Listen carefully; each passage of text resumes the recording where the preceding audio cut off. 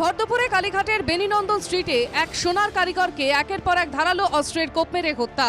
মৃতের নাম সৌমেন ধারা, পেশায় এক সোনার কারিগর। তিনি এলাকারই একটি দোকানে কাজ করতেন।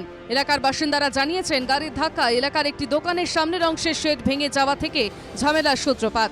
তা নিয়েই পিকলু বলে এক যুবকের সঙ্গে বচসা হয় সৌমেনের।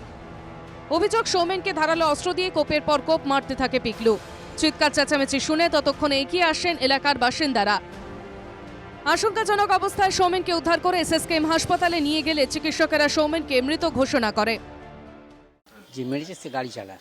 গাড়ি চালায় কিন্তু হ্যাঁ, হট মিনিটে ড্রিঙ্ক করেছিল দুপুরবেলা, হয়তো ও এসে গেছে আগ বাড়িয়ে, মানে আমি দেখাচ্ছি যে আমি মিটমাট করে দেবো, এ করে দেবো, এই আর কি। তার যে টাকা পয়সা সে দিয়ে দেবে, তার মধ্যে ওই ছেলেটা মাঝখান থেকে এসে উৎপাত করেছে, করে দিয়ে ওই ছেলেটা একটা ওদের দোকানের লোকের ছেলে ছিল, তাকে নিচে চাকু দিয়ে মেরে দিয়েছে।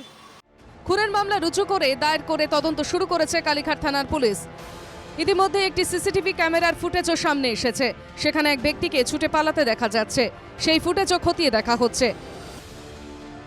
একই সঙ্গে জিজ্ঞাসাবাদ করা হচ্ছে এলাকার বাসিন্দাদেরও। পিকলুর খোঁজে জোর কদমে চলছে তল্লাশি। পিকলু মাঝখান থেকে এসে ঝামেলাটা নিয়ে কিনে নিল, কেন মারবি, কেন এই হবে, এই নিয়ে ঝামেলা, তক্কেদের সঙ্গে ঘর থেকে একটা এত বড় ছুরি বের করে এমনি এমনি করে সবাই লোকরা ভাবছে হয়তো ঘুষি মারছে, হয়তো দেখিনি তখনও কি লোকরাই করে হাতে ছুরি আছে। যদিও খুন করার পরেই সে পলাতক হয়ে গিয়েছে, ভবানীপুর থানার পুলিশ তাকে তার পেছনে হন্যে হয়ে খুঁজছে, তদন্ত চলছে, কিন্তু এই খুনের সঙ্গে আপাততভাবে রাজনীতির কোনো সম্পর্ক নেই বলেই জানিয়েছেন এখানকার তৃণমূলের যারা নেতৃত্বে রয়েছেন তারা। ক্যামেরা ইন্দ্রনীলের সঙ্গে রণজয় মুখোপাধ্যায়, এনকে টিভি বাংলা, কলকাতা।